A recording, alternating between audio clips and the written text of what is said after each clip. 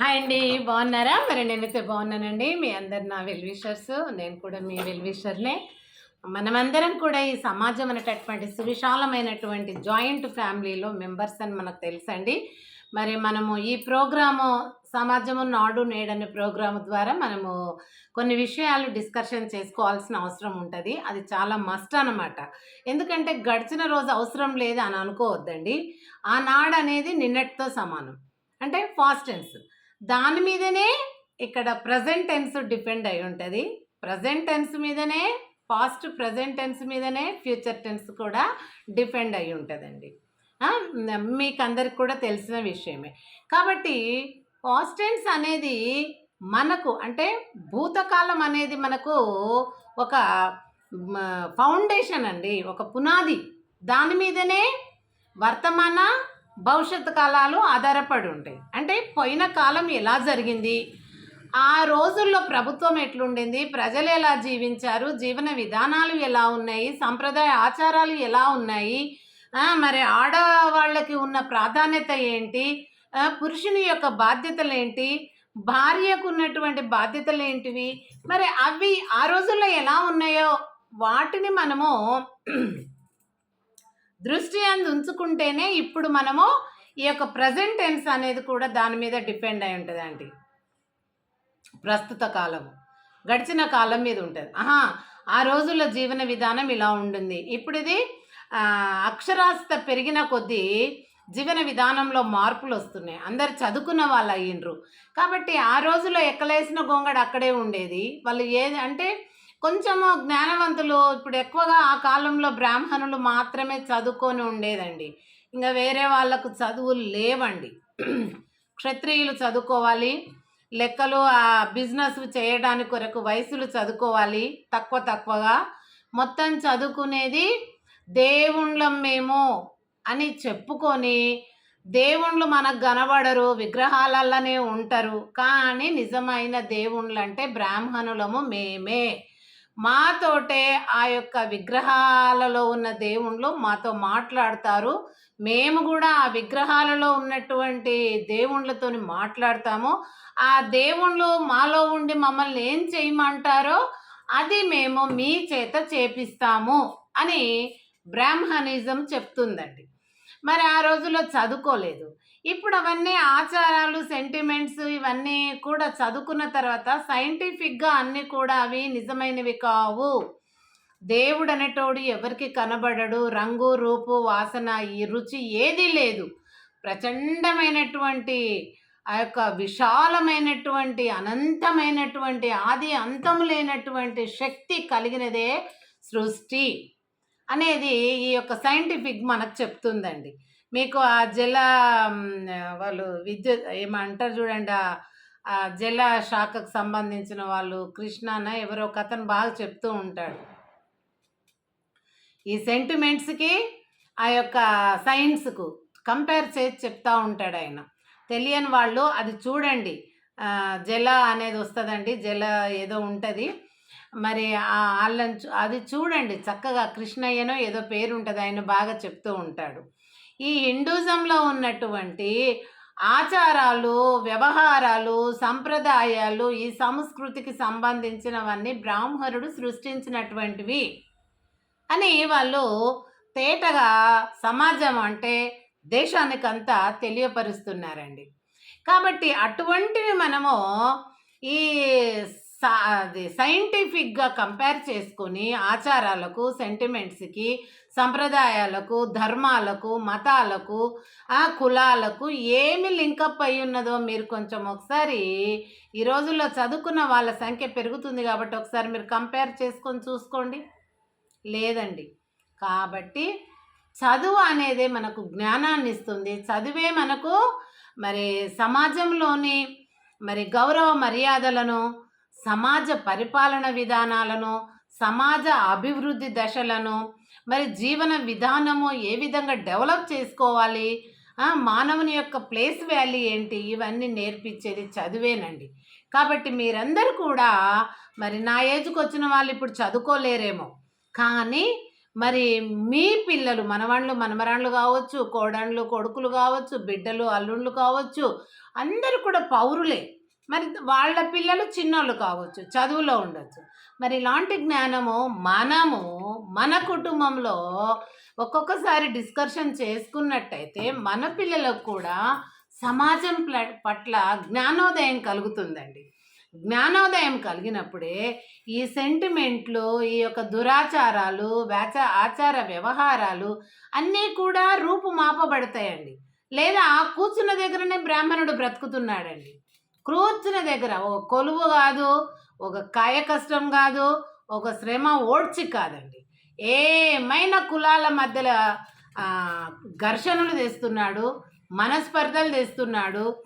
ఇది అంటురాని తలమని, ఇది ఇది ఈత ఈ యొక్క కులమని, ఇలా కుల వర్గీకరణ ఆ యొక్క ఆర్య బ్రాహ్మణులు తలపెట్టిందే కొనసాగిస్తూ ఇప్పుడున్నటువంటి ప్రజానీకానికి వాళ్ళలో విషబీజాలు చల్లుతున్నారండి బ్రాహ్మణులు, ఆర్య బ్రాహ్మణులు.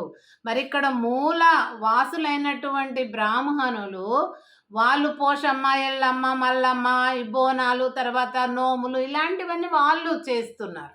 కానీ వాళ్ళవన్నీ కూడా అడుగు తొక్కేసి ఈ ఆర్య బ్రాహ్మణులు ఏవైతే మొదలు పెట్టుకుంటూ వాళ్ళు బ్రతుకు తెరువు కొరకు, వాళ్ళ పొట్ట తిప్పల కొరకు చేస్తున్నారో అవి హైలైట్ చేసి ఒక్కొక్క ప్రాంతాల లోపల ఎవరి అధికారం చెల్లుబాటు అవుతుంది, ఏ నాయకుడిది, వార్డు మెంబర్ కాడికి వెళ్ళి పార్లమెంటు మెంబర్ వరకు కూడా నాయకుల చేతుల్లోనే దేశం ఉంటుందండి.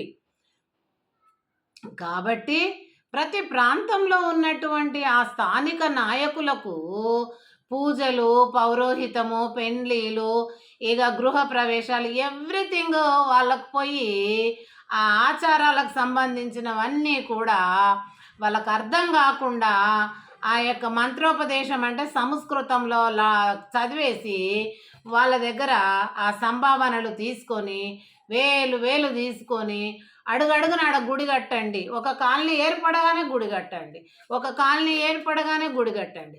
ఆ రోజుల్లో అలా లేదండి. ఒక్క దగ్గర పోషమ్మ గుడి ఉంటే మొత్తం అన్ని కులాల వాళ్ళు బోనాలు ఆడికే తీసుకుపోయేదండి. అలాగే మరి ఒక దసరా వచ్చిందనుకోండి, జంబి అనేసి ఒక దగ్గర వాళ్ళు ప్లేస్ చెప్తారు ముందే, ఈసారి ఇక్కడ తూర్పుకి వెళ్ళాలి జంబికి, ఈసారి ఇక్కడ ఉత్తరకి వెళ్ళాలి జంబికి అని. దసరా పండుగ అప్పుడు, విజయదశమి అప్పుడు జంబి కోసము వెళ్ళి, జంబి చెట్టు కదా పాండవుల యొక్క అస్త్రాలు అవన్నీ కాపాడింది, అస్త్రాలను. కాబట్టి ఆ రకంగా జంబికి వెళ్దామని చెప్పేసి వెళ్ళి జంబి చెట్టుకు పూజ చేసి ఆకు తీసుకొని వచ్చి అందరినీ కలిసి పగలన్నీ పోడగొట్టుకొని ఇక వాళ్ళు అలాయి బలాయి తీసుకొని కలిసి ఉండేవాళ్ళండి. ఆ రకంగా పండుగలు కలిపేటివి. కానీ ఇప్పుడేం చేస్తున్నారు వీళ్ళైతే, కులాల మధ్యలో చిచ్చులు పెడుతున్నారండి బ్రాహ్మణులు. ఎందుకొరకు? మన మంచి కోసం కాదు, వాళ్ళ బ్రతుకు తెరువు కొరకు. వాళ్ళు ఎప్పుడు చూడు వెనుకకెళ్ళి ఎక్కిచ్చుడు, వాడు మాలోడురా, వీడు మాదిగోడురా, వాడు సాకలోడురా, వాడు కమ్మరోడు, వీరు కుమ్మరోడు, వాళ్ళని అంటుకుంటే స్నానం చేయాలి, వాళ్ళని ముట్టుకుంటే రానియకూడదు, ఇటువంటి చిచ్చులన్నీ పెట్టేదే బ్రాహ్మణుడండి. వాడి పొట్ట తిప్పల కోసము మనకు ముళ్ళులు గుచ్చుతున్నాడు. ఆ ముళ్ళులు మనము తగులుకొని ఆ నొప్పి, ఆ బాధతో మనం గిలగిల కొట్టుకుంటుంటే వాడు సంతోషంగా ఉంటున్నాడు. ఆ సంస్కృతంలో ఎందుకు చదవాలండి మంత్రోపదేశాలు? మనకు వస్తుందా? రాదు కదా. ఆయన తప్పు చదువుతున్నాడా, ఒప్పు చదువుతున్నాడా, అది కరెక్టా కాదా అని తెలుసుకోనికి ప్రజలకు అవకాశం ఇవ్వాలి కదా. తెలుగులో చదువును పద్యాలు వాళ్ళు గమనిస్తారు. ఈ యొక్క ప్రాంతీయ లీడర్లను, వార్డు మెంబర్లను, తర్వాత గ్రామ మెంబర్లను, మరి గ్రామ పెద్దలను, కాలనీ పెద్దలను ఏం చేస్తున్నారంటే, కీ పర్సన్స్ ఎవరుంటారో వాళ్ళని తీసుకొని చెవులు కొరుకుంటూ అన్ని విషబీజాలు నాటుతూ ఈ విధంగా దేశాన్ని విచ్ఛిన్నం చేస్తున్నారండి. కనుక దయచేసి మీరందరూ ఇప్పుడు వెనకటిలాగా మనం కాదండి. ఇప్పుడు మనం అందరం కూడా చదువుకున్న వాళ్ళము అయినాము. మరి వెనకటికి ఇవన్నీ మనము తీస్తాము, అడుగుతాము బ్రాహ్మణులను. ఈ రకంగా వాళ్ళను మనం కొసనేసే విధంగా ఉంటామనేసే ఆ రోజులో చదవనీయలేదండి. వేదాలు చదివితే సీసాలు పోసే నాలుకలు కట్ చేశారట, చరిత్ర చెప్తుంది, మనం చూడలేదు. మరి ఆ యొక్క శాస్త్రాలు వింటే చెవుల్లో సీసము పోసేవాళ్ళంట. మరి ముడ్డికి చీపురంట, మూతికి ముంతనంట. ఎంత ఘోరమండి. మన ఇంట్లో మనము మన పిల్లల్ని, నలుగురు పిల్లల్ని కంటే ఒకరు మంచిగా చదువుతారు, ఒకరు చదవరు, ఒకరు అవారగా తిరుగుతారు, ఒకరు ఉపయోగకారిగా ఉంటారు. ఎన్నో రకాలుంటారు. వాళ్ళ బ్రతుకులు వాళ్ళు సరి చేసుకుంటారు. వాళ్ళని మనం పట్టి, బంధించి శాసిస్తలేం తల్లిదండ్రులం అయినప్పటికి కూడా మనకది స్వేచ్ఛ లేదు. వాళ్ళకు రెక్కలొచ్చే వరకు మనము పెంచుతున్నాము. వాళ్ళకు నీతి ఉపదేశం చేస్తున్నాము. నడుస్తే మంచిది, నడవకుంటే చెడు. అది ఏదైనా చెడు జరిగింది వాని ద్వారా అంటే చట్టం బుద్ధి చెప్తుంది. అప్పుడు సిగ్గొచ్చి సక్కగైతారు. అనేసి మనమే వాళ్ళను వంచలేము. ఒక ఏజ్‌కొచ్చిన పిల్లలను. అటువంటిది మేము చెప్పినోళ్ళనే మీరు మొక్కాలా?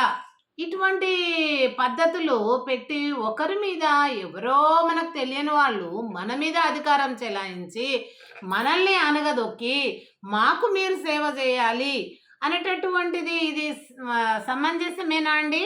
ప్రతి ఒక్కరూ గమనించండి ప్లీజ్. ఎందుకంటే సామాజిక శాస్త్రం అంటేనే సమాజంలోని విషయాలు తెలియపరచుకోవటం అండి. మరి మనము మన సమాజంలో ఉన్న ఈ శాస్త్రంలోని విషయాలు ఆ రోజుల్లో ఎలా ఉండినాయి, ఇప్పుడు ఎలా ఉండినాయి, ఏ మార్పులు చెందినవి, ఇప్పుడు ఈ కులాల వల్ల మనకు లాభాలేంటి, నష్టాలు తప్ప. నష్టాలే ఉన్నాయి కానీ లాభాలు లేవు. అదే మతాల వల్ల మనకు లాభాలేంటి, పరిపాలనకి ఏమైనా మతం ఉపయోగపడుతుందా అండి? పరిపాలనకు మనకేమన్నా కులం ఉపయోగపడుతుందా అండి? ఇవి ఎందుకు అండ్లకు తేవాలి? ఉన్న కులమత భేదాలు తీసేసి భిన్నత్వంలో ఏకత్వం అని పరిపాలన జరిగింది. ఆ పాత మొదటి మనకు స్వతంత్రం వచ్చినప్పుడు ఉన్నటువంటి మంత్రులు, మరి ఫ్రీడమ్ ఫైటర్స్ ఎంతోమంది ధన మాన ప్రాణ త్యాగం చేసిన వాళ్ళు అమరుడు జీవులైనారు.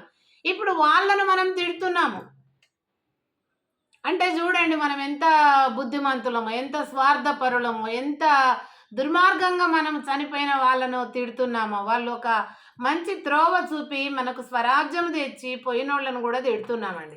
కాబట్టి దయచేసి మంచి చెడులు ప్రతి ఒక్క మనిషికి కూడా అది హక్కు ఉంది. కాబట్టి మీరు ఈ పరిపాలన విధానాన్ని సరిచేసినప్పుడే దేశం బాగుపడుతుందండి. కాబట్టి పరిపాలనలో ఉన్నటువంటి లొసుగులన్నీ కూడా మీరు ఇప్పటి నుండి అయినా గమనించి ప్రతి వ్యక్తికి కూడా మనకు భాగస్వామ్యం ఉంది కాబట్టి మనం మన కుటుంబాలను సరిచేసుకుంటే దేశము అభివృద్ధి చెందుతుందండి. Thank you so much.